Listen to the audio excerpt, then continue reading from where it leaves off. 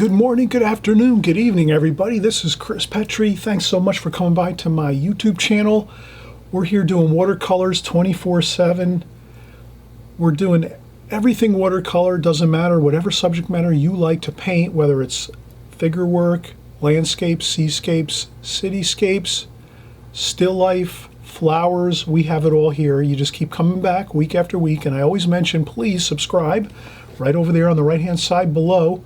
On the right below this screen here, if you hit the subscribe button, you'll be alerted each time we have a new video coming out, and this way you can watch, you can see what we're doing here, you can learn the techniques, the methods, and even if you're just watching, you're going to learn a lot. And then if you find that next week we do another video that might be more your style, where you like to paint maybe a flower painting or seascape or a landscape, maybe it's not figure painting, but even this figure painting right here, we're going to cover all the same methods and techniques that you will need to do your next painting, which might be something like flowers or landscapes or seascapes. So always remember that. I always cover the basic techniques and methods each week. Whatever painting I'm doing, you're going to learn the same methods and techniques to put them to work for you on your next painting. So stick with us here week after week. And again, if you subscribe below and you hit that subscribe button and you hit the notification bell, you'll always be notified each week when we create our new paintings and our new videos here on our channel. So we're always making new videos every week, so you'll always be alerted each week as we go. So glad you're coming by. Thanks. And also great shout out. Thank you so much for everyone that leaves the great comments, the encouragement, the really beautiful comments. Thank you so much. I appreciate that. Keeps me encouraged, excited to keep coming back and making more videos. So I'm here for you. That's why I do these videos, is to create paintings and cover all of my techniques and methods that I use, that I've learned over the many years now painting watercolors, so that you might learn from them and take whatever you like, use them, whatever techniques and methods and things that you like from the way I paint, you just incorporate them into your style. But if you don't like certain things, then you just don't do them, so that's fine. So you pick and choose. It's almost like a menu. You're choosing if you're going to a place and you're going to sit down and have a dinner or a lunch or a breakfast, and you look at the menu and you say, I'm going to have this and this and this. Same thing with my videos. Pick and choose what you like that I do. And if there's other things you don't like, that's fine too. Don't worry about it. You don't have to do everything I do, but pick and choose what you think works for you best, and you'll have good success with your watercolors. So this is my painting. I'll move this away. We'll zoom in a little bit here. This is my golf painting. And we'll get started in just a second, but this is the painting. Okay? We'll see you in just a few minutes and we'll get started. Okay, so we just saw the finished painting, and now we're going to get right into the process of how we're going to create this gorgeous, interesting scene here of a golfer. It's a figure painting. We're doing figure paintings here. Glad you're all coming by. Thanks so much for coming by. Always I say, please leave your comments, your questions in the comment section as we go. If you have anything that you want to comment on, or if questions you might have as we go through this video, if you leave comments in the comment section, I can always answer your questions as we go. That's the best way you can contact me as we go forward. So let's get right into it here. And we're going to do a golfer here. So this is a gentleman. He's golfing. We can see here he just took a beautiful swing at the ball, and now his club's up straight in the air. He's just finished his swing. Kind of that moment he looks out into the yonder and he says, where's my ball going? Hope it's going close to that hole. So this is an interesting painting, right? This will be a fun figure painting to do because it's got a lot of intrigue involved in this here. You can kind of see in the picture here, we're zoomed in, he's kind of looking like, all right, where's it going? Actually the ball's in the air right now, and he's watching it. His eyesight, he's looking out. Let's see if we can capture all of that in this painting. It's going to be tough. It's not going to be easy, but we're going to just give it our best shot here. We can see the expression on his face. We'll zoom in even more. But we can see that in this painting. It's exciting. He's just, maybe it was a tee shot, or maybe, those of you that are interested in golf, some of you play golf, I'm sure. You know, he's just taking his swing and he's watching the ball fly through the air, and we can see he's looking and watching, and he's kind of got that questioning look on his face, where the ball's going. Hopefully it's, you know, close to the hole. He's going to be getting a beautiful shot in here. So let's create this fun painting here, this figure painting. So we'll zoom back out again. I'm working from my phone, as you can see. So this is my phone here, my iPhone. I'm going to work from this. We're going to work with some acetate, as we've learned from the past. Working with acetate or plastic can really, really help your figure painting. You can kind of get down some basic lines, hash marks as to your figure, how you're going to create it, and then you can transpose that onto your paper, and then you draw your full figure through once you know you have your painting in front of you or your drawing. Here I'm hoping you'll work for my finished painting or you'll work for my finished drawing. That's up to you. As you go through this video, you'll see the process, so follow our process right along. That's what we always say here on my channel. Just watch it full through one time, my video. You'll see all the processes, all the methods of our figure painting here in watercolor. We're going to draw a pencil drawing first. We're going to draw this scene here. We're going to draw this figure, and we'll see how it goes. So here we have our figure again, the golfer. So what we're going to do is we'll just remove this for 1 second. We'll take our, this is a piece of acetate. It's called Duralar. It's actually Mylar, is another name for it. Mylar, M-Y-L-A-R. Mylar, M-Y-L-A-R. The brand, if you want to look it up online to purchase it, you just type in Duralar, D-U-R-A-L-A-R, Duralar. And that's, you can purchase it, or you can find any plastic around the house if you don't want to bother looking all this stuff and this information up. And you know, you could use probably plastic from packaging from the store, from the supermarket, whatever. That works. I've used that too myself when I've run out of a Duralar. Sometimes I might have to improvise, get creative. We're artists here, right? So I'll take a little bit of nail polish remover. We'll remove with nail polish remover our last project we did. So that's all. And then we just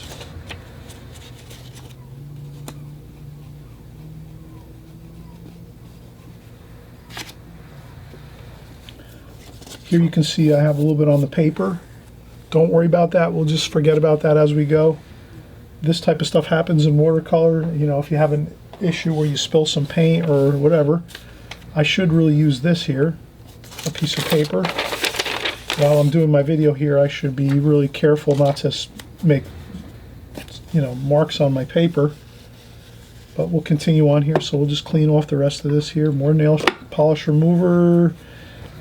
And there we go. We'll clean off the rest of this. So we've got a nice clean bit of plastic here. It's just a small square piece of plastic that'll go over the top of my phone. I'll clean off the other side. There we go. Okay. And just ignore this spot over here, whatever happened there. I'm not going to redo the whole thing now. I'll just, so this is our plastic. We'll take our phone. We'll put our phone back on here.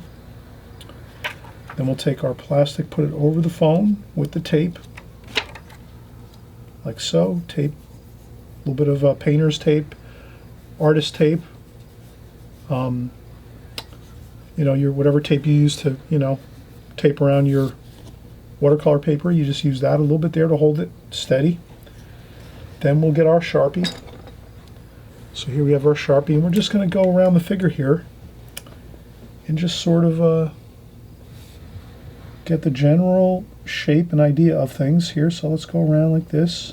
The hat, the head, the shoulder, the arm, the hand. So we have a hand here, a hand below. This is really crucial. If you can just get a few of these, you know, hash marks around your paper or onto your paper by using this plastic, you really save yourself a lot of aggravation in the drawing process, because drawing is tough for everybody. Any artist, whether they're professional artists that have been painting 25, 30 years, will be honest and tell you that drawing is never easy. Drawing takes years and years of practice, relentless practice to get really good at. Unless you're just, maybe you have a real gift for drawing. Some people do maybe have a gift for drawing, I don't know. But I found that the more I practiced, the better I got. So the more you draw, the better you get. But in the meantime, don't be afraid to take a little bit of plastic, Mylar, Duralar, acetate, or whatever you can find around the house, plastic, with a Sharpie, and just get yourself some lines down so that you're not agonizing over how you're going to figure out how to get this figure done. We're doing painting here. You're the artist. You understand. Your object is to create the artwork. So however you get to the artwork and getting the finished product done, that's fine. Whatever you got to do. So here, we're just getting down some basic, very simple lines.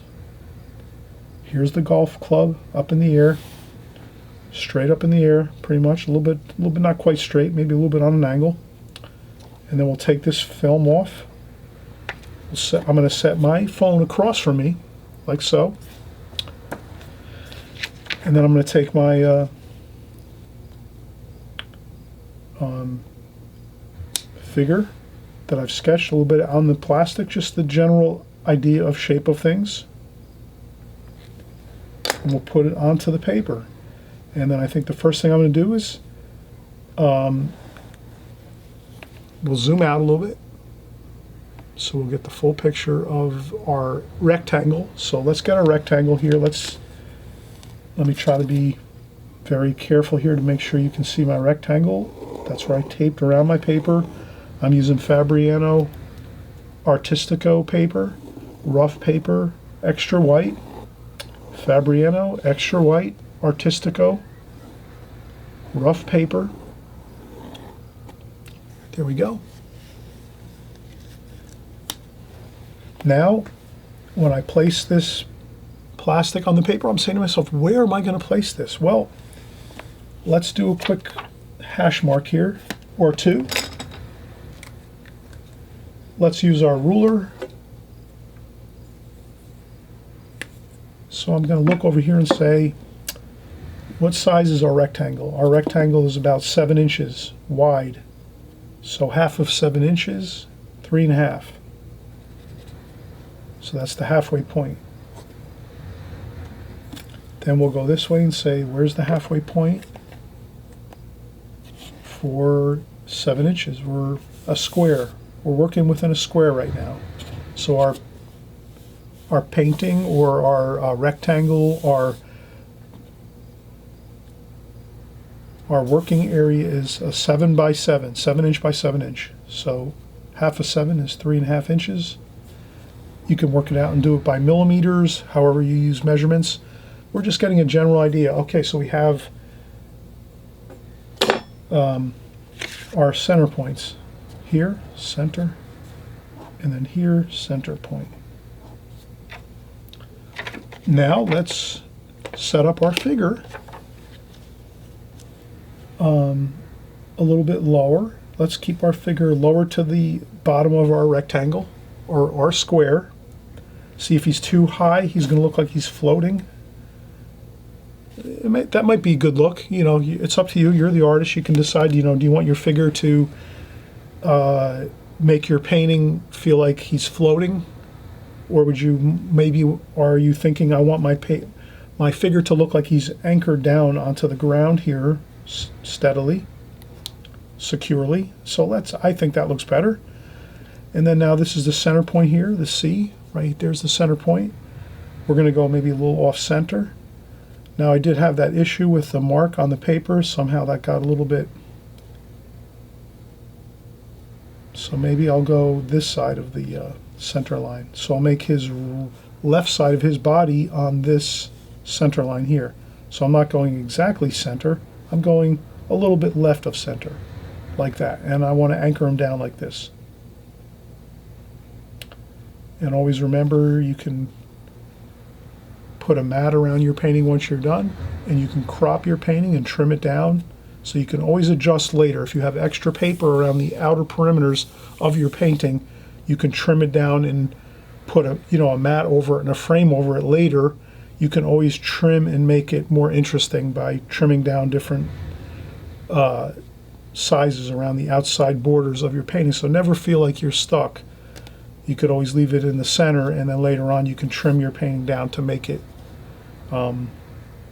more pleasing, the composition, let's say. But we'll start off trying to do it correctly. Let's do it from the beginning. This figure is going to be a touch off center to the left and anchored down on the bottom of the painting versus floating around up here somewhere like this, floating around. We want them anchored down here, and we want to leave some space under here, under his feet, and that should be good. Okay, then once we have that, we put our tape down a little more securely here. And then before we start drawing, let's take a break. And then even before we take a break, I just want to mention, thank you so much for coming by. Thanks for the great comments. Thanks for coming by every week, every month, every year. There's many of you that have been following me for many, many years. Thank you so much. The reason I'm here is I want to help everyone create better paintings, and I'm also practicing at the same time, so I'm going to be creating better paintings too. So I'm getting practice by doing my videos here, and you're getting practice too because you're following along and working along with me. And some of you are probably better than me now because you're practicing more than I am. But in any case, I'm sure many of you are doing fantastic. Many of you are just really crushing it and really doing a beautiful job. And I think all of you are really making progress, and that's the main thing. That's why everyone's coming by every month, every week, every day, and year after year. We're all making progress together. So before we start our sketch, our drawing, we'll take a quick break. And again, if you don't mind, please subscribe. The red, it's subscribe. Right below on the right-hand side, you'll see the word subscribe. It's usually in red. Subscribe. If you hit subscribe, hey, you'll get our notifications every week that we're making 1 or 2 or 3 new videos, and then you can watch them quick, watch them full through. You'll be learning as you watch, and then if you want to tackle it and do the painting, fine. You've already watched it one time. Now when you're going through the second time, you're learning even twice, 3 times the amount of information because you've watched it once. You're kind of like it's prepped, your mind's prepped, and now when you're watching it the second time and you're working along with us, it'll be much easier. So always remember, the more you're watching the videos, the more you're going to absorb, you're going to grasp, you're going to learn, and your paintings are going to be better, your drawings and your paintings. So again, if you subscribe and you hit the notification bells, the bells too, there's a little bell sign with the subscribe button. That just lets you know exactly when the video comes out, so you won't miss it. But if you just subscribe, you're covered too. You'll get the video. It'll alert your YouTube channel that our new video is coming out just, at the time that it is arriving into your YouTube channel that you have set up. So you're following along on YouTube. You'll always get the notifications if you hit subscribe. And that'll be fantastic. You'll be working along with us. We're all having fun together. Main thing is have fun with your watercolors. We're having fun. We got everything here, all focused and concentrated right here. We're doing our figure work. We've got our paints all set up, ready to go. We're going to draw next. We're going to draw our figure, our golfer. Exciting golfing scene here.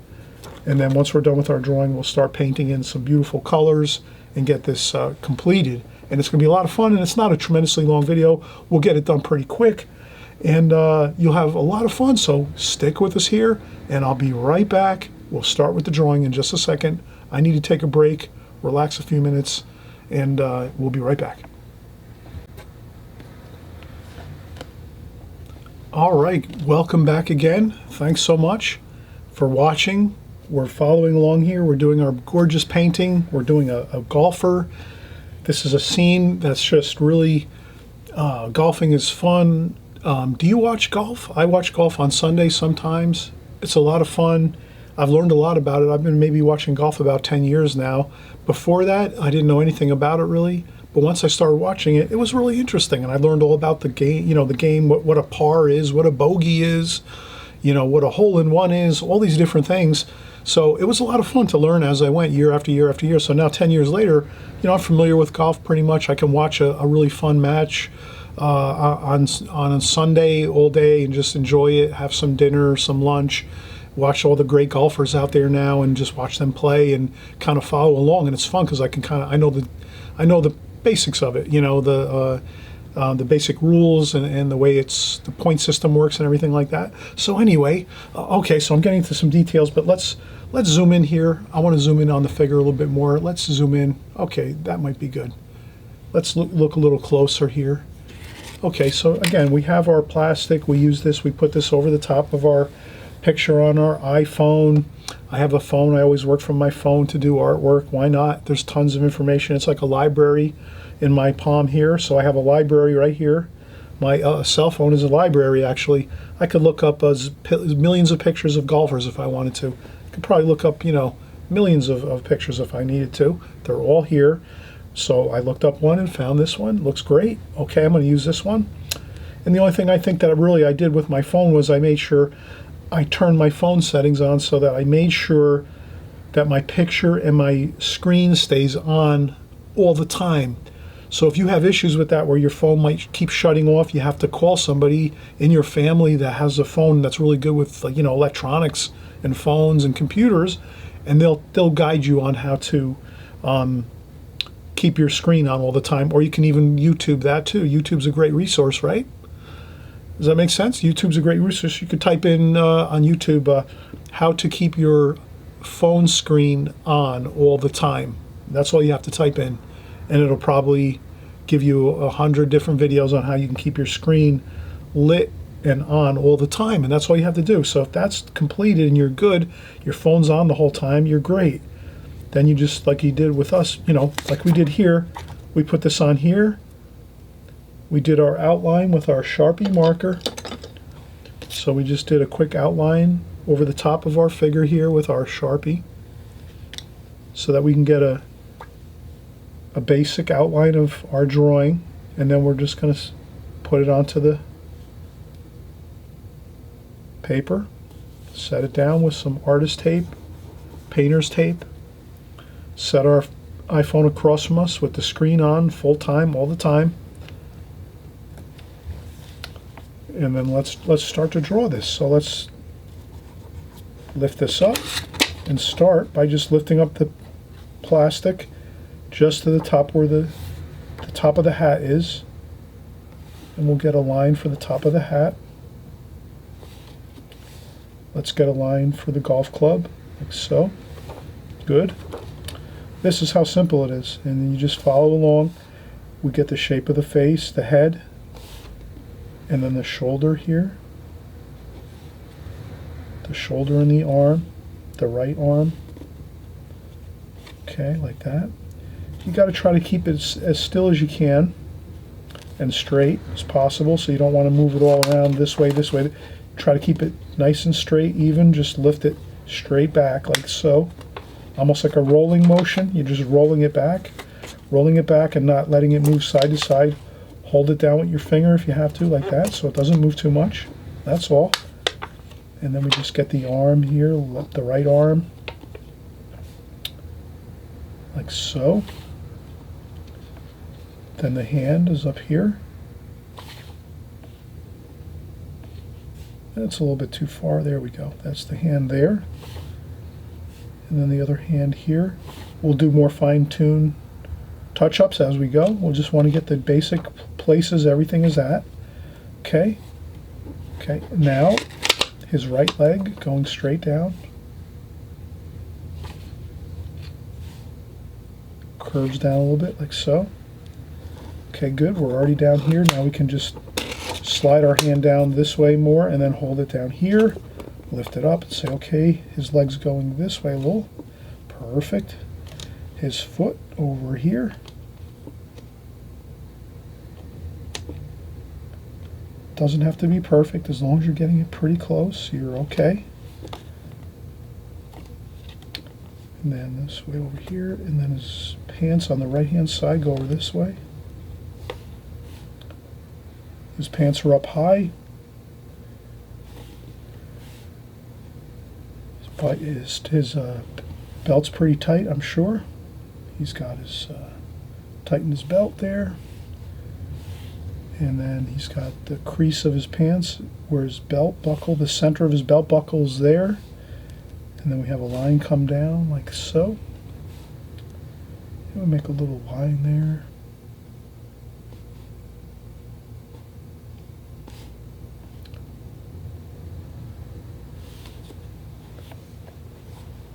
And as you can see, we're pretty good. We've got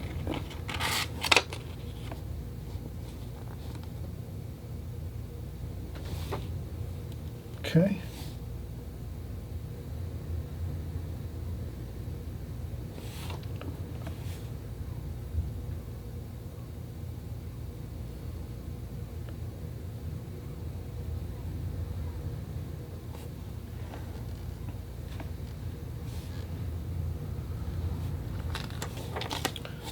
Okay, there we go.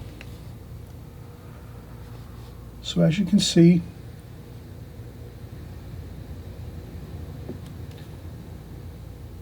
we're just adding the rest of his body here. His left arm is over here.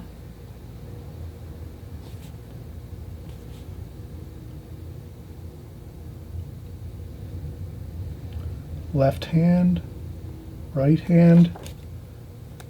I'll erase this over here.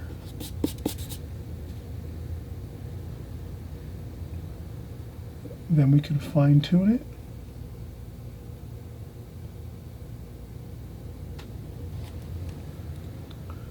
Okay, here, like I said, we're not like going, overboard with details and getting really carried away too much with fine details. We just want to get the figure in.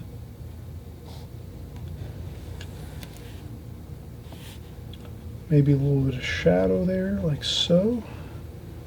Okay, now we're going to just do some distant hills here. And this is the golfing area, the greens, the fairways, and then we're just going to go with what we saw in the picture. So there's some trees in the distance here. Just very lightly, don't do too much detail.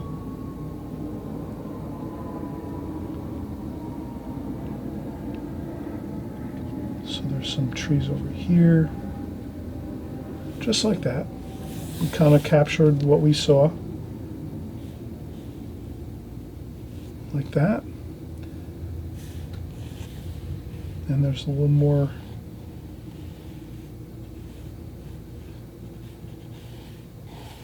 hill. There's some, like, maybe some gullies and a little bit of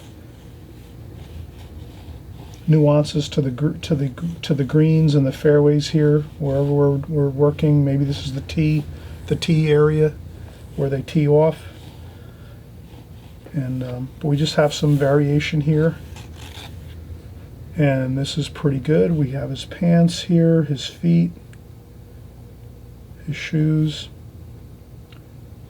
and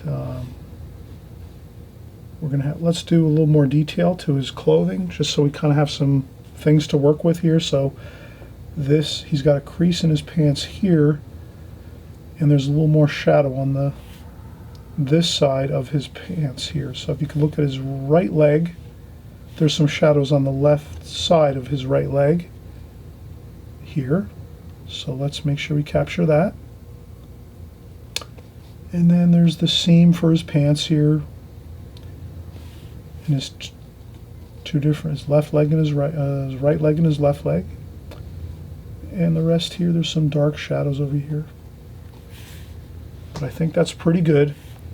We don't need too much detail. Let's make sure we capture his nose under his hat in light. And let's see a little more here. We have, I'm doing very fine nuanced lines just to show where the shadows are. So let's make that shadow there, his ear, So we're going to do his ear. This is dark over here. He might be wearing some glasses.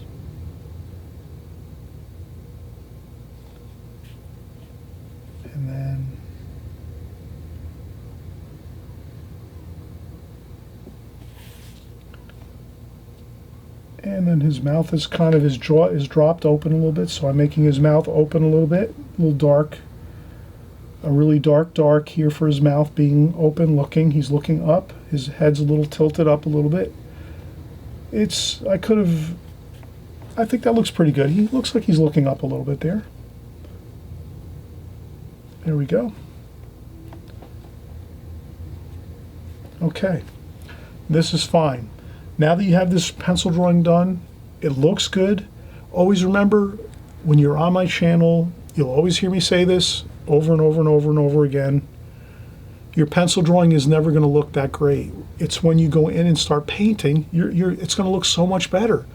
So never worry about sitting there and erasing and trying to draw this over and erasing and then trying to draw that over and erasing. Just go for it the first time. Get the first drawing down, get it done, the first sketch, the first pencil drawing, get that done and just leave it, and then come back and take a break and then come back and start painting. Whatever, trust me, your pencil drawings won't look as good until you start painting it. So sort of like just get those pencil lines down, your drawing down. It might look funny, it might look a little bit off, doesn't matter. It's going to look that way. Even the best of best drawings are going to look a little bit funny looking. You need to start filling in the colors and the shadows and the shapes of the colors and everything, and then that's when it really starts to take shape and look really good. So don't worry about your pencil drawing too much. That's what I'm saying. Forgive me, but that's the most important thing, is don't get carried away with your drawing. Get the pencil drawing down halfway decent and let it be. And then once you start painting everything, you can adjust things with your paint and your watercolors, and you'll see that you can shape things and direct things with your paint and your water as you go. You'll find out. Keep practicing. But in the meantime, let's take a break. Got to take breaks. So our pencil drawing's done here. You with me? Our pencil drawing's done. We're good. We'll come back. We'll start painting, and you'll see how it'll take a much better look and feel once we start getting that paint and water on the paper. So you'll see. We'll come right back. We'll just take a quick break. Again, breaks are good. Helps us with our concentration level. Helps us to see things that we might not, if we're just working, we might not see things that are going the wrong way, so on and so forth. So if you take breaks, you'll be able to catch things, direct things a little better, and let's do that. So let's take a break. We'll come back. We'll start painting. Okay? All right. We'll be right back. Hey everybody, we're back again. We just took a quick break. No worries, we're having fun here. We're doing a beautiful figure here. We're doing a fun, interesting golfer. I'm going to zoom back out a little bit here so we can get the paint palette in view. That looks pretty good. Okay, we're going to start painting. I'm going to get my number 4 Da Vinci travel brush. It's got the plastic handle. You can open up the handle like this and then store your brush if you're going to go out on the weekends, or if you're traveling, or if you maybe are visiting some relatives, or you go out to the park, whenever you're painting outdoors, or maybe outside by your home or a park, wherever it is. If you have these travel brushes, they're really handy. You can just take them apart, put them back together again. They have little holes in them, so you can just if you put them back together again when they're wet, if the brush is wet after you're done painting, and then you put it back together and then close it up, it's got the air hole in here, so your brush will dry, so you won't get any mold on your brush, hairs. Fantastic brushes. These are the Da Vinci Pure Kolinsky. I also use my Charles Reed Escada travel brushes too as well, and these are fantastic. These are a little more straightforward and simple. You just pull them apart and put them together like so. These work great too. I use these all the time. My Charles Reed travel brushes by Escoda. You just put them together like this. They're nice and light. They really have beautiful hair. These are natural hair, Kolinsky natural hair brush. Beautiful points on these. So between the Da Vinci travel brushes or the Charles Reed brushes by Escoda, these two travel brushes are fantastic if you go out to paint outdoors and travel, or if you go on vacation and so forth. They're really great to have.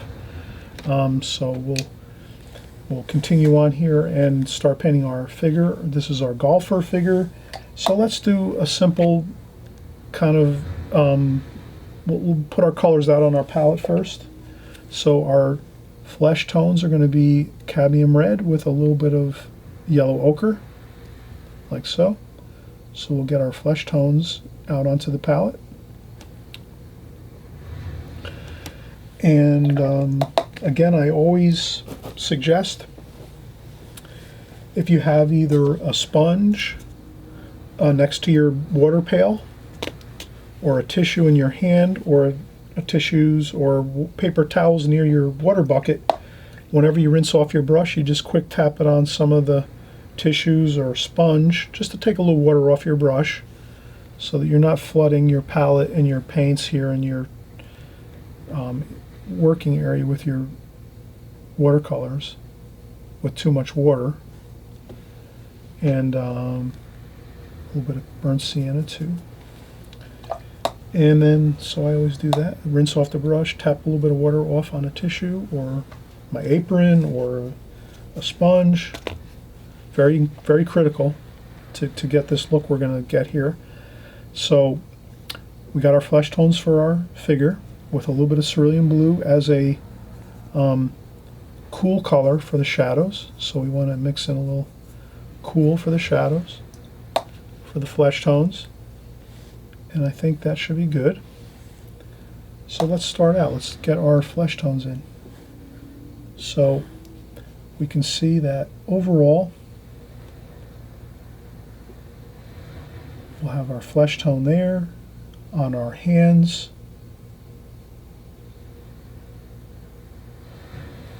And then here, our other hand. And that's really it. And you can work that flesh tone up into the hat a little bit. Let's go right in with the darks for the hat. French ultramarine blue, burnt umber, burnt sienna. So we're mixing like a really dark with a mixture of cools and warms. So you have French ultramarine blue, which is your darkest dark for your blues. Maybe some purple too, which is really, really dark as well. So you could add some purple to that. French ultramarine blue, ultramarine violet, which is purple, burnt umber, and then burnt sienna. So you mix all those three together to get a really nice dark, and then you can start doing your cap here for our golfer. He has his golf cap on. And then it gets a little lighter at the top, so we'll let that go. If you have some light areas that are lighter, do your darks first. We're working in the alla prima method. And those of you who have followed me for a long time now, for many years, you'll hear me talk about alla prima method or glazing technique. So if we're doing alla prima painting, we're basically painting as we go. At the same time, everything we're just painting as we go. Glazing technique is more or less we're taking light washes first and covering the whole paper, and then going over with darks. Here we're using the alla prima method, just real simply, just so everyone's up to speed. So now we're just painting our figure. We got our flesh tones in for our face and our hands, and now we're doing some dark shadows for the cap. And so we're just pretty much painting alla prima, painting all at one time, at the same time. Doing our darks most often when we're painting alla prima, we're painting our darks first. Does that make sense? So if you kind of remember it, like glazing technique is really, you're doing your lights first, and you're just covering your whole paper with lights, light washes, really light washes, lots of water. Then you let that dry 100%, and then you go over with your darker darks. Alla prima is sort of the opposite. Alla prima painting is basically you're going in and you're just doing your darks first, and you're not really doing any kind of like coats of paint over and over and over. You're just doing everything at one time. So that's what we're doing here. We're doing the Alla Prima method, getting our darkest darks in, shadow of the cap, there we go. Since we're going to do some shadowing on the figure, let's do some of the darkest darks over here, like so. Let's take some of these darks over here and then add some flesh tone, burnt sienna, darks, and then a little bit of burnt sienna, and that'll give us our darks for the hands. So let's get our hands with the darks.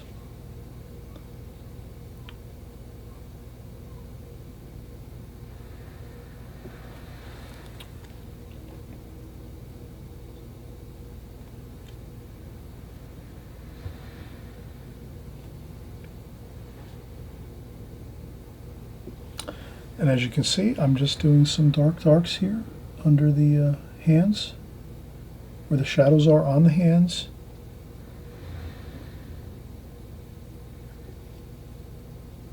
The thumb over here.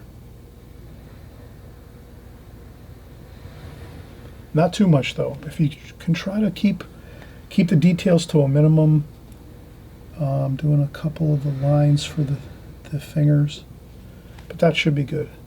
Then we're going to go in darker darks. We're going to put his mouth in. His mouth is open saying, wow, where's that ball going? And then more darks here. So we can put in the darks. This is kind of dry right now. We're working with the... So I'm going to put in the eye sockets. Blend that up with the top of the cap.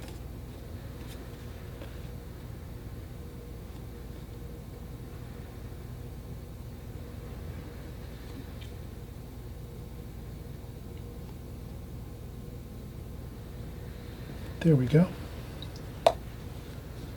If you have to dab off a little bit of paint, no problem. I'll take my some tissue, and blot up a little bit of paint. Let's let that dry 100%, because now we're starting to realize that for us to get a more pleasing detail on the head, in the face of this head, we're going to have to let it dry. So let that dry 100%. So right now we're leaving the area of the face and the hands and not touching it anymore for the next 15-20 minutes. We're going to start working the other darks. And that would be the greens. So let's get in here and do some greens. Let's do some yellow ochre. We're going to do some viridian green. We're going to do some sap green. We're going to do some burnt umber, some French ultramarine blue, some darks, dark greens, French ultramarine blue, burnt umber, and then we go in sap green, olive green. Okay, so we have plenty of beautiful greens mixed out here on the palette. Let's start in with some darks. There's some really good darks over his shoulder. Let's do that. Like that.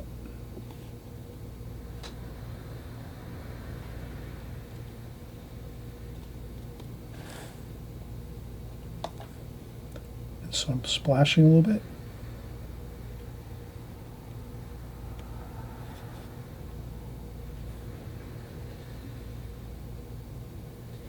And right now we're doing what's called negative shade painting. You've heard that? Hey, if you're a pro, here, you know, and you've heard that term all the time, right? Negative shade painting. We always hear that as, you know, for painting a long time, 10, 15, 20 years in watercolor.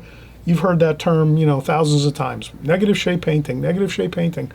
What is negative shade painting? It's simply you're painting around some subject matter. It could be any subject matter. It could be a piece of fruit, a golfer, it could be a mountain, it could be a cloud, it could be anything. The idea is negative shade painting is you're painting around the subject matter to make it appear and to make it part of the subject. So you're part of the subject matter that you're painting. If you paint around it, it appears. So here we go. we've just negative shape painted the figure. Hip, elbow, shoulder.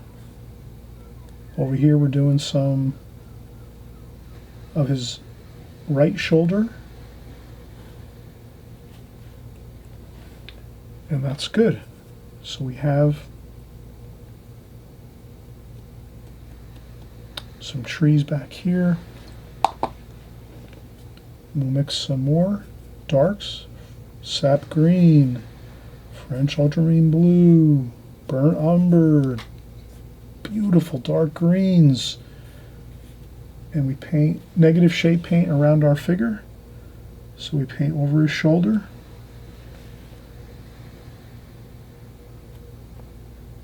Along his arm and his elbow, and then by his hip over here. Then we swing around. I turn my body. I'm actually turning my body to the right, so my right hip is against my working table right now, so that I can turn my arm really easy. So if I was facing, so if I'm working like this and I want to get more turn this way, I just turn my body. So I'm actually taking myself and swinging my body, my whole body around, and my right hip is resting against the table right now. And that's how I can get my arm and my wrist and my hand to turn a little better for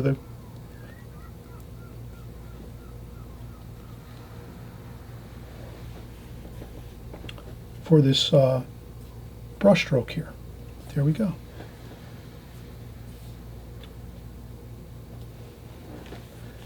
Then here you can leave some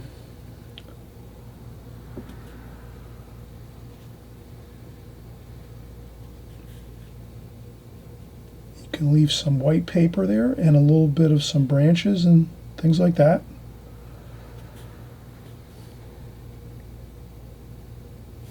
And right away we've created more interesting three-dimensional subject matter here. You can kind of see now through the scene here, through the trees. We're leaving a little bit of that, you know, airspace. And there we go, a little more. Some splashing. I always like to add some water and splashing there, like that. And then here we got finger painting, a little bit of finger painting here. Add some yellow ochre. Add some gold, some yellow ochre to your trees. Give it some little bit of different variations to your. Leave some white paper there. I forgot to leave some white paper here. We can do a little couple branches here and there like that.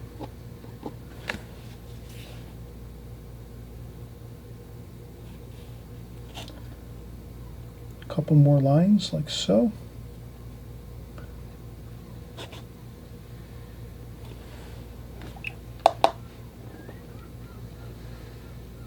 Couple splashes, add some splashes once in a while. Let's add some darks here.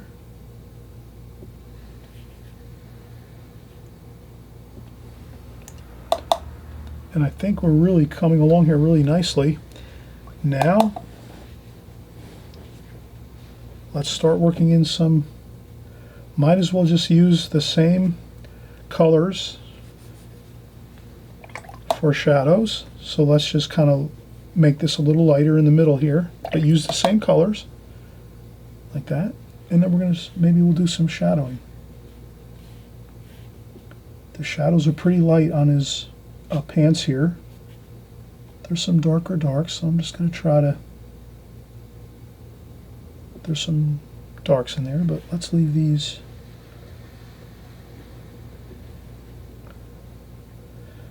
And where else are we seeing shadows? If they look too dark, you can lift up a little bit with a tissue. There's some really, really darks for the belt. Let's do his belt here, like so. Looks good.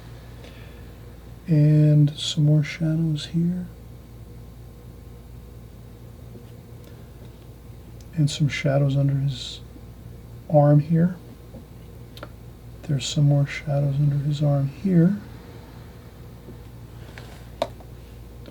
And then down here there's a little more shadow there, like so. Let things happen. Don't feel too tight where you gotta control everything. Let some things happen. So I'm making a few more shadows, but less is more here. If you can kind of control going too much and adding too much, you're better off. So I'm making sure I get that really dark belt and a little bit of some warmer tones in that belt too. And then the shoes, let's get his boots. He's got some boots on, some golfing boots. Maybe in those days, this looks like an older photo, maybe from 60, 70 years ago. Or maybe, not that long ago, 50 years ago this is. Let's put his boots in. He's wearing his golfing boots. They look like work boots actually. And there we go. And then some darker darks. French ultramarine blue, purple, burnt umber, darker darks. And then here you have his other boot over here. This boot here is, there's some darks under his boot there, like that. So there's some shadowing under there, just a little bit of shadowing. You can kind of see I'm doing. And then this is about the time we start to think about taking a break. I want to try to not get too tired and fatigued and then start doing things that are not going to look so good. Okay, so that's his other heel of his other boot there. So you got the heel. So that's his right heel back here. This is his left foot here. His left boot is here. And I'm going to try to just add some darker darks here. Very carefully, maybe not every place, but kind of get that nice. We're kind of just trying to get those couple of lines here and there, but not too many. I think that's good enough. I don't want to do too much here. That's where, when you're looking at a photograph, always remember when you're looking at a photograph, try to not do everything you're seeing in the photograph. Try to do less than what you see, let's see, in the photograph. Is what I'm saying is sometimes less details is a little better. You can always add a few shadows, but if you go with less than what you're seeing, you're going to probably be better off. So I'm going to leave this as it is, like so. And he's got a little bit of shadow there. And then again, green, sap green, burnt umber,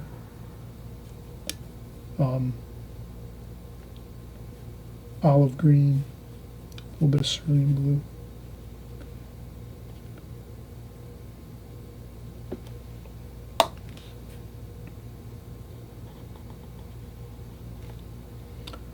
Chromium of oxide.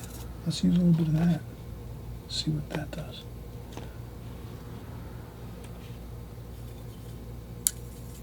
A little bit of shadow in here.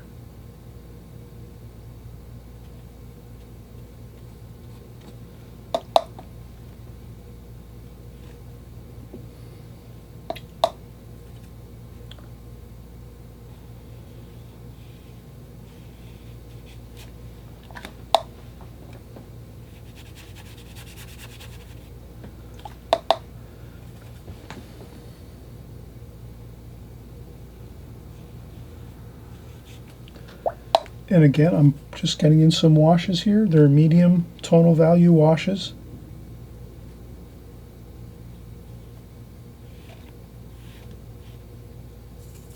Some darker darks. Purple.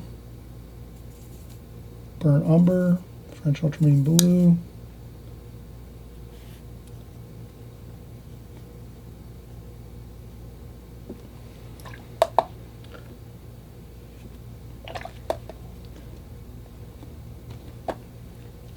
green.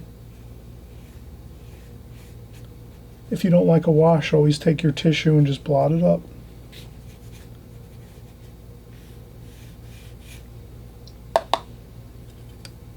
So I'm just using all those medium tonal values, medium to dark.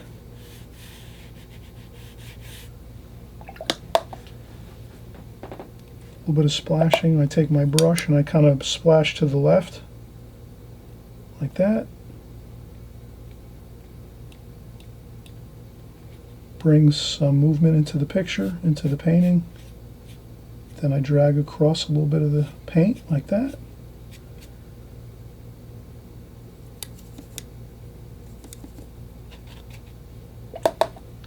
Maybe add a little bit of darker darks there. Make it look interesting, the whole painting. We don't want to just have details in one section of the painting. We want to try to keep the viewer looking at every part of our painting if we can. There we go. And then we just go across there like so. Nice and easy. And we leave some white paper too. Let's leave white paper here and there.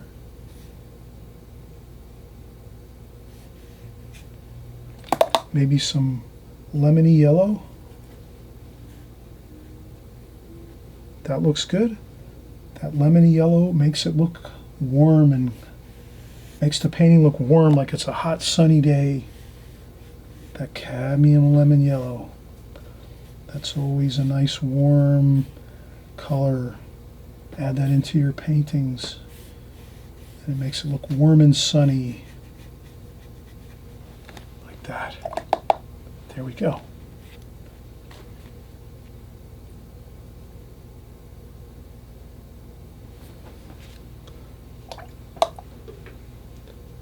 Perfect. Look at that. All right, we better take a break now. You can see how valuable breaks are. And again, too, I always remember, please remember, please subscribe. The button's right down there on the right-hand side of your screen. While you're watching this video, it's real simple. If you just hit that subscribe button, you'll always be getting my videos every week, every month, every year, year after year. And then as you're following along, your paintings are going to get better week after week, month after month, and year after year. I've been painting over 20 years now. And I guarantee you, if you just stick with our channel here, follow these processes, these same techniques, these same methods, your paintings are going to get much better. And I know that's why many of you come week after week and month after month and year after year here, is because you're getting results. And that's the main thing. You want results. You just don't want to follow a watercolor channel and you're not getting results in your paintings. You want to see your paintings always improving, even if it's just a little bit every week or every month. You want to be making progress.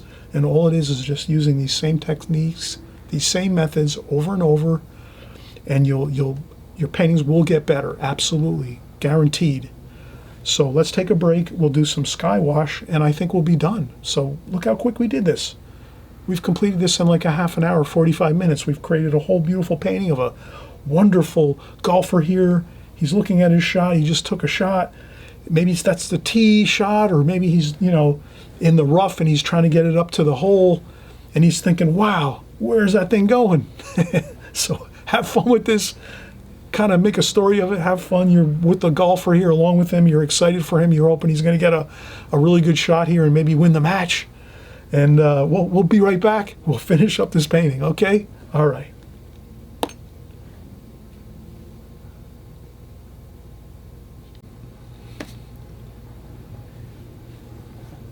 All right, everybody, Chris Petrie here again. We're getting back started and we're finishing up this golf painting. Check this out. What a gorgeous painting we're doing here. We're having a wonderful time, a fun time. We're painting a golfer here. He's, taking his swing. You can kind of see he's looking, his mouth is open and he's saying, whoa, where's that ball going? Hopefully it's, headed right to the hole and we're going to get maybe a birdie or something, Hey, all you golf fans out there, I know you're really having a great time with this painting. I know many of you probably really follow golf and enjoy golf. I've been following it for maybe 10 years now. I kind of know a little bit more about the game and how to, the point system works and the rules a little bit more. I'm still learning about it, but it's really a lot of fun. So I hope maybe some of you might take a little bit of time and maybe watch a couple golf matches and see how fun it is to watch. Golf is a really fun sport. So here, our golfer, this is back, the photo that I have, we kind of looked at it in the beginning of the video. We'll see it here again. This is probably back in the 50s, or I'm sorry, the 60s, the early 60s to mid 60s.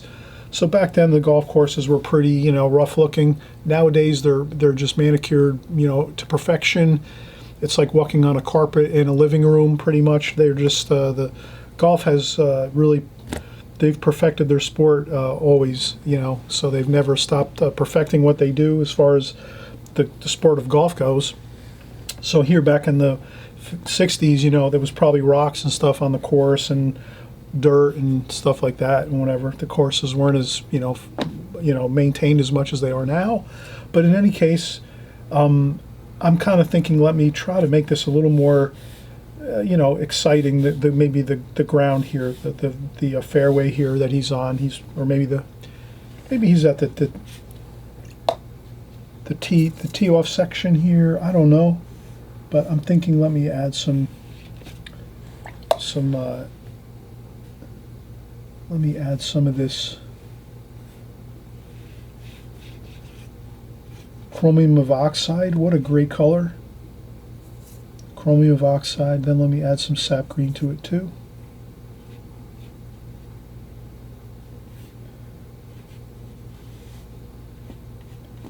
I just want to make it a little more exciting looking, a little better. The green here, I made it a little bit too rough looking. Even though that's the way the picture looks, let's make it a little more exciting and more like the real, or the courses are nowadays. Okay, so I added some of that chromium oxide paint and a little bit of sap green. Scrub around, have a good time. Look at me, I'm scrubbing around here. Look at that. Just, I'm taking some paint, getting some paint on there. Like that, maybe some cadmium lemon yellow.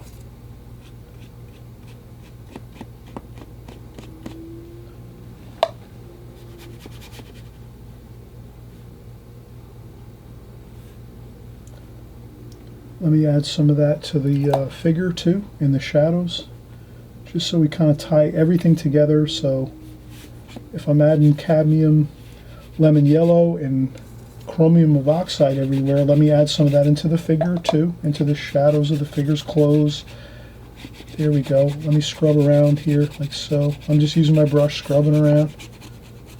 Maybe some into the trees too. Let me add some of that into the trees. I wouldn't do this if you're not really comfortable with it. You know, as an artist, do what's comfortable for you. If you see me doing things that you don't really feel comfortable with, don't do it. Just do what you feel comfortable with.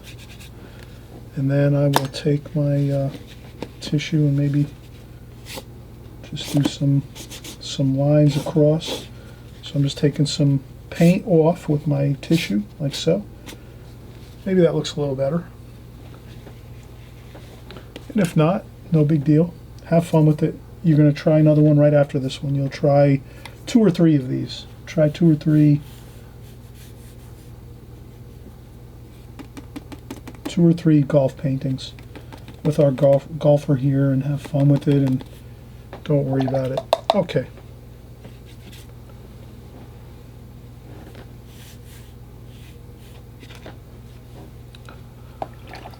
Okay. Now, Cerulean Blue. What better skies do we have than Cerulean Blue with a little bit of Prussian blue? Scrub around. Water and Cerulean Blue, that's all you need.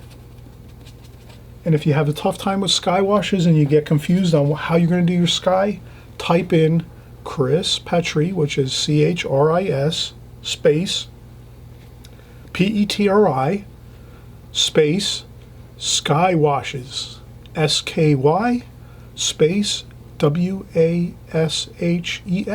Again, if you're kind of wondering, how am I going to do my sky? I haven't done skies before. If you're new, if you're just brand new to these videos and you haven't seen my channel before, and you're saying, well Chris, how am I going to do sky washes? Simple. Check it out. Just type in to the YouTube search bar, Chris C-H-R-A-S, space, Petri, P-E-T-R-I, and then you type in sky, S-K-Y, space, washes, W-A-S-H-E-S. And I have a video specially for you. And then when you watch that video, I give you 9 different sky washes you can create in any of your watercolor paintings. And I show you how to do each one very simply, very straightforward. I show the techniques, how to do it, the methods. And you'll be, you won't be worrying about how to do a sky wash for this painting. You'll try out maybe a couple different sky washes on this painting. Maybe you'll do this painting 2 or 3 times, and you'll use a different sky wash each time you do it. And you'll say, all right, I'm going to add some clouds to one of these skies. Maybe the next sky you do, you're not going to add any clouds. Here we're not using clouds. We're just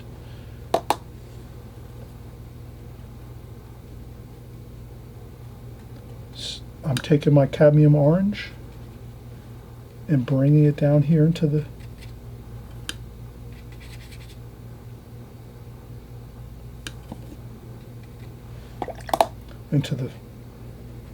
background where the trees are. Blot up a little bit of paint like that, and there we have it. Now the only thing left we have is maybe a couple more details on the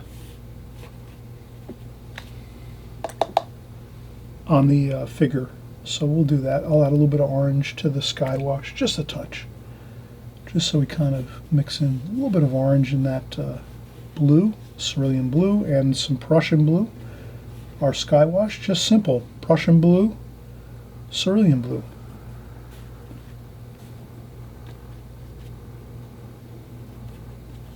Just like that. Have fun with your skies. Don't make them too serious. Make them fun. Like that. If you got to blot up a little bit of paint, there you go. Okay.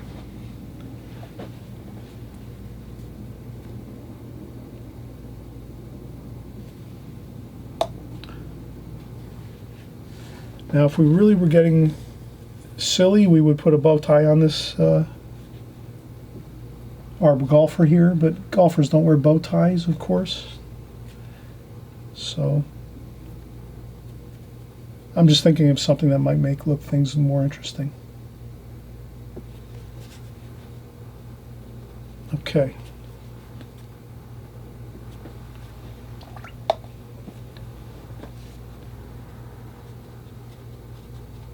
Okay, we have our golfing figure here, maybe a little bit of yellow ochre in the cap here.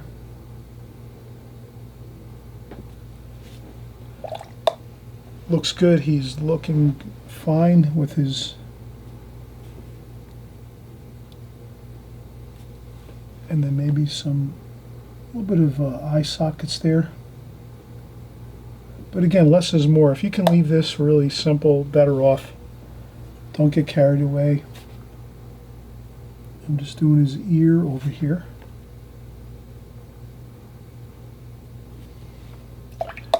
I think that's good. I wouldn't do too many details in the face. As long as you get that mouth with the open mouth, like looking like his mouth is open, saying, "Whoa, what's going on here?" I hope that's a good shot. I have that. The same thing again. If you look at this photograph, you can see that, right? Let's zoom in.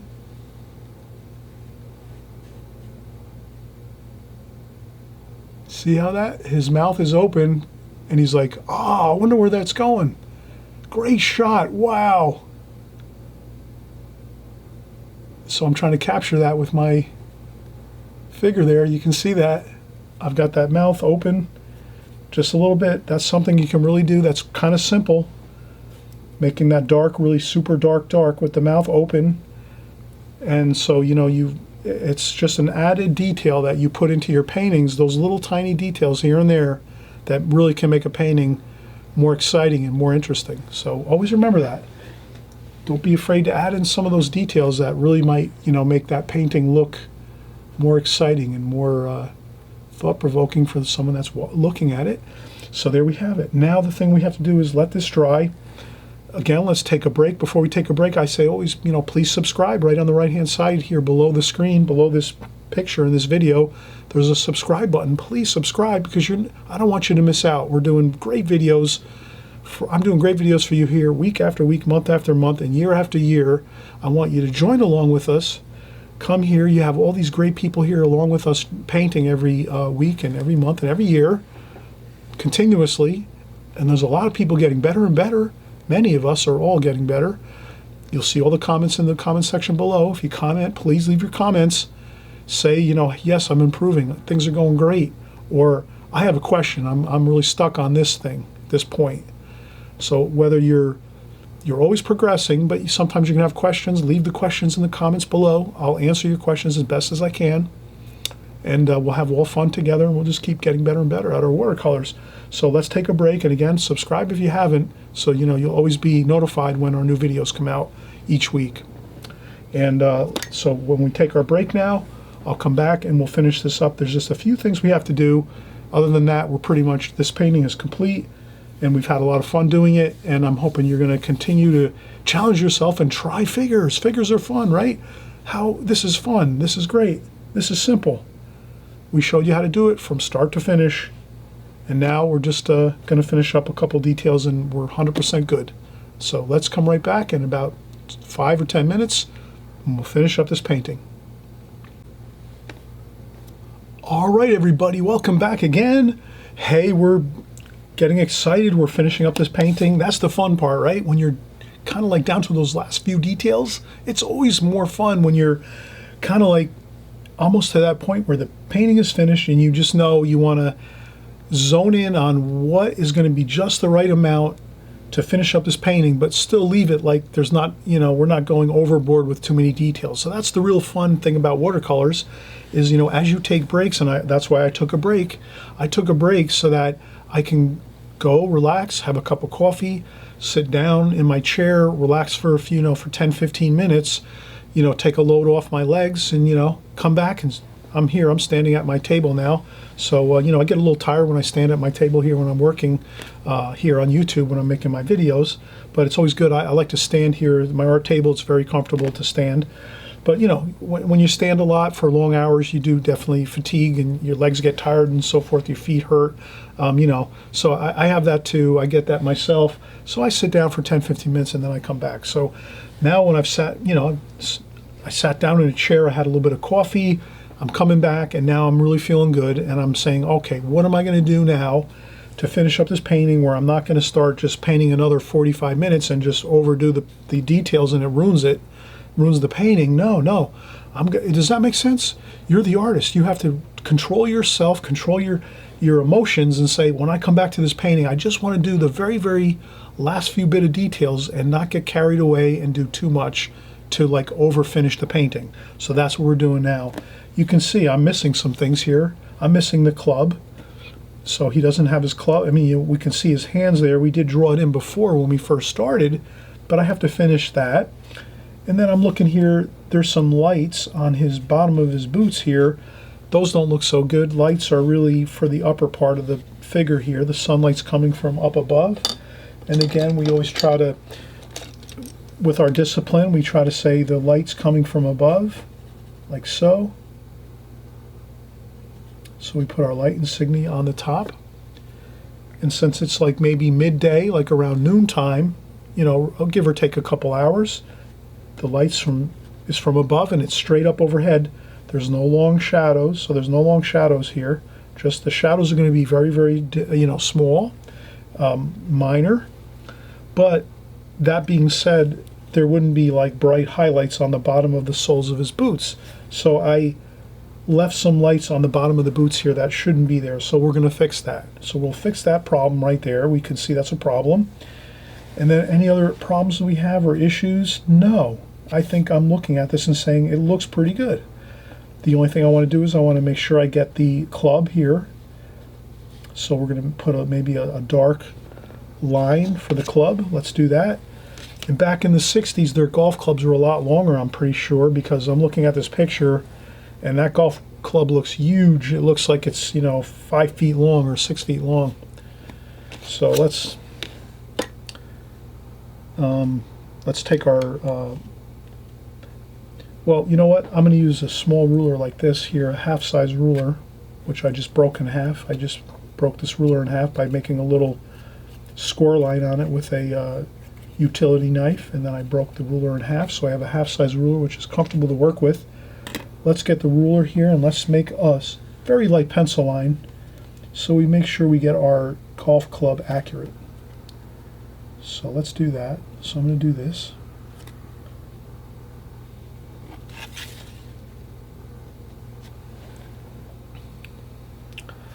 Now as I look at the picture, I'm going to scale this. So let's take this we'll look at this here and say, all right, how large is this golf club above his body, so that we make ours correct to what his golf club would have been in that time that he was golfing.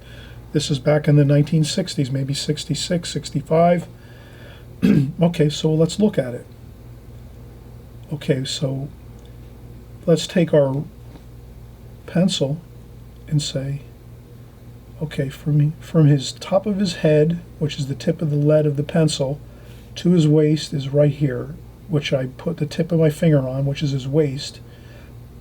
So from his waist to the top of his head is that much, from the tip of my finger to the top of the pencil. Now if I take this and I spin it around, or I just go up here like this and say, okay, from the top of his head, how far up of it? Okay. So it's about the length of his waist to the top of his head, above the top of his head. Right about there. Now the only difficult part here is making the shape of the club. We don't have in the photograph, there's no shape of the club, so we don't know how the shape of the club should actually look. And that's the problem that sometimes we have as artists. We draw something from a picture or from a magazine or from a photograph or from an art book or from whatever, and we say, all right, we're missing some information here, so how are we going to do this? So the best thing I think we can do is, one, when we paint this painting, we just make it straight line with no head of the golf club, and then we crop the picture down and make the picture smaller so that it looks like the photograph with no head of the club. You can see there's no head of the club there. Or we can pretend that we kind of know that we could maybe make something that looks okay. The only problem with that is someone that plays golf, or someone that plays golf all the time or watches golf all the time, if we make a shape on here that doesn't look correct, they're going to notice it right away. They're going to go, that doesn't look right. So that's the thing with artwork. If you're trying to get it accurate, you almost need to look something up and see. So let's do that. Let's go on our phones and let's take a look and see if we can look up something else. Let's look up golfers here. Let's see. So we're doing a little something different that we don't normally do. I'm going to zoom in to my phone here. I'm going to look up golfing, so I'm going to look up search. And let's look up golf swings.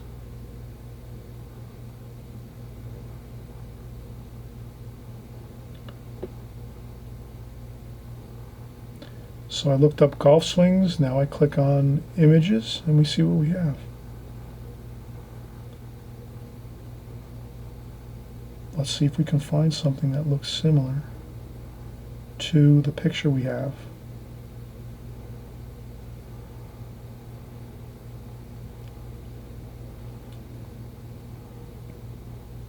This is really difficult. This is really difficult. This is what you have to do. You have to look stuff up, go through your phone, look at the photographs, and find a photograph that looks almost similar or identical to the photograph we're looking at, and see if we can see how the golf club looks.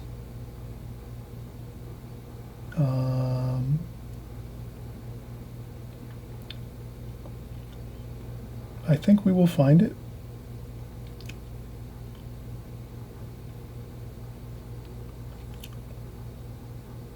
Bear with me here now. You're seeing this is the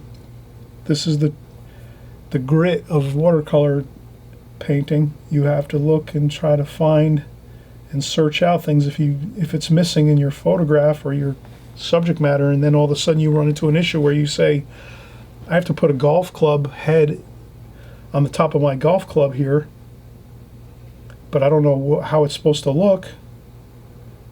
That's when you have to start researching and just try to at least make an attempt to try to find something that looks the same. So we want to look at a golfer that's got his club straight up in the noon position with his golf club. Let's see if we can find something. Let's see, can we find anything? So far we are not doing great with finding what we need, but we will probably find it. There we go. That's what we're looking for, right? That's pretty close to what we're looking for, right there. Oh. See that?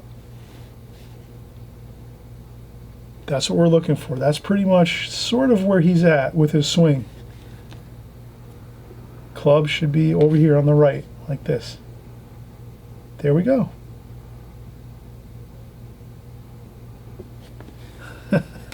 So persistence pays off, everybody. Right?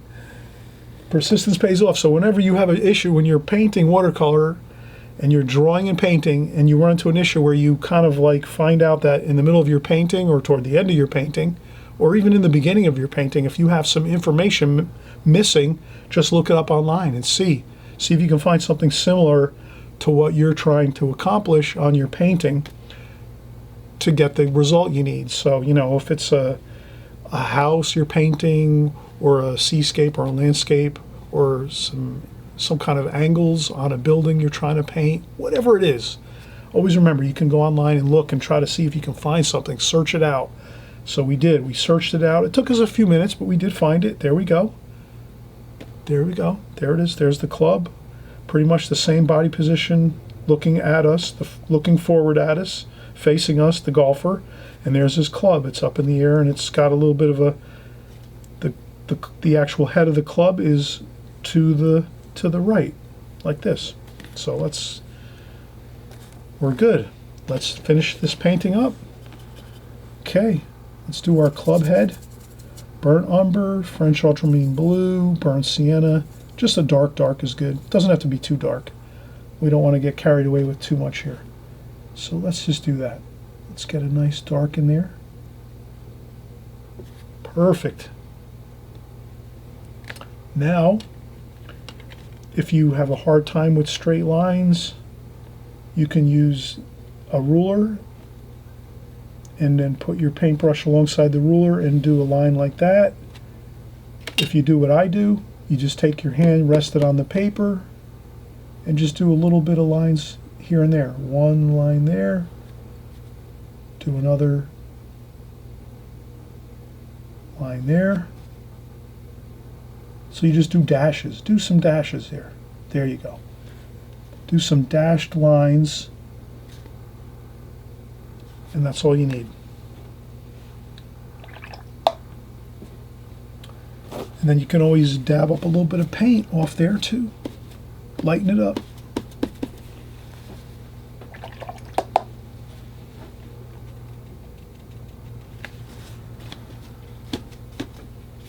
Perfect. Look at that. Okay, we said we were going to fix the shadows with the boots. Burnt umber, burnt sienna, ultramarine violet, a little bit of burnt sienna. There you go.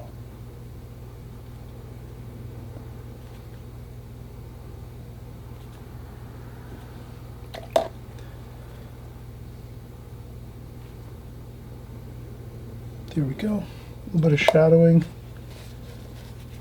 I'm going to lift that up and just put a little more darks there.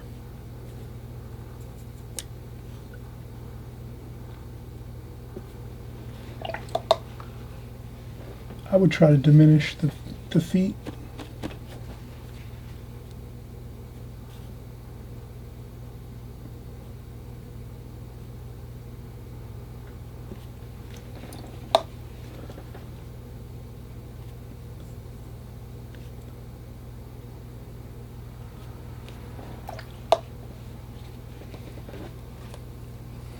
Okay, I'm going to go back and zoom out.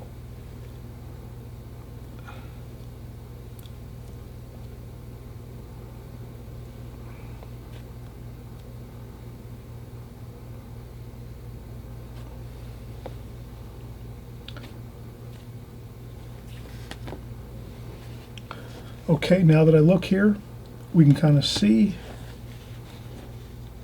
I lost a little bit of my lights here on the pants. Perfect time we grab our titanium white in our tube. Titanium white, we mix in a little bit of yellow ochre.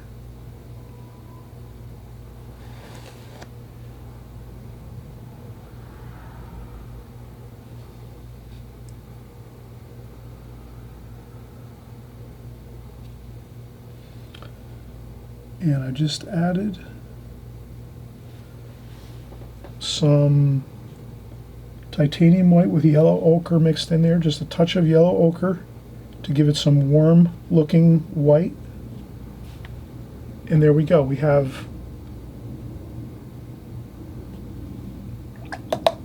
there was a little bit of light on the bottom of his boot. So we'll leave that like so. That might look good, maybe not. Blot it up with a tissue if you don't like it. And that's really pretty good there. And maybe a little bit of light on this side here of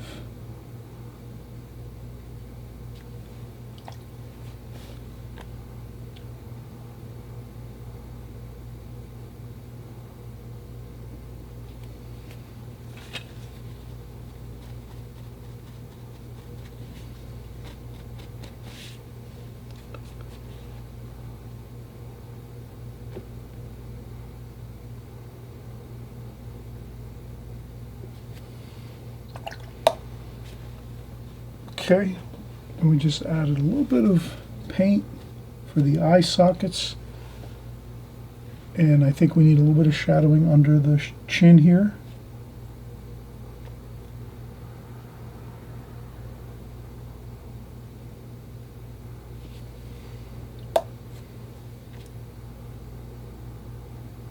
Just a little bit of shadowing under the chin, and I think that's pretty good.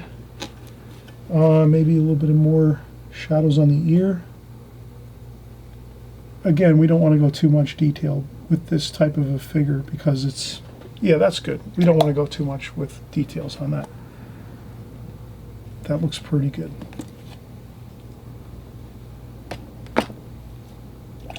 All right, I hope everyone's had fun here. We've worked and worked, but we haven't overworked. That's the main thing. We have not overworked this painting. We've worked it till it's really perfect. Just the right amount of details where it looks good, but you can kind of see it's still kind of loose, and there's not too much detail where we went, you know, overboard, where, you know, it looks overly worked and labored over. So there we go. We take off our tape. And again, in the beginning of the video, you'll see that I'll put the finished painting on in the beginning of the video, centered right on the camera, so you'll be able to work from the finished painting if you want to. Best thing is probably, you know, as I always say, you watch the full, you know, you watch the whole video full through, then you go back and you take your time and you work through it slowly, and you hit pause as you go to complete the painting, step by step. So, you know, you'll watch the first part up until the sketch is complete, and then you sketch from my sketch. Then you work, and from there you'll complete the washes. As we did the washes here, alla prima.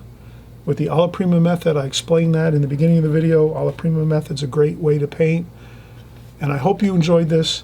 Come back. We have much more videos coming over the next weeks, months, and years. Stick with us here. You're going to learn a lot. You're going to grow. Your paintings are going to get better. And again, leave comments. Let me know how you're doing. Questions. Let me know if you got anything that's kind of bugging you that you need to fix with your watercolors. Whatever it is, don't be ashamed. We have lots of great people on our channel that put in questions all the time with questions that they have on how to do something, what brush to use, how to do a certain wash, all those type of things. Don't be ashamed. Don't be afraid. Leave comments. I'll answer your questions as best I can, and also people will also help you out too. There's other people in our channel here that will answer questions as well if I can't get to them, or they might have other great ideas that they're working on that they'll be able to show you or guide you in the right way. So we're all having fun here, getting better at watercolors. We'll see you on the next video, okay?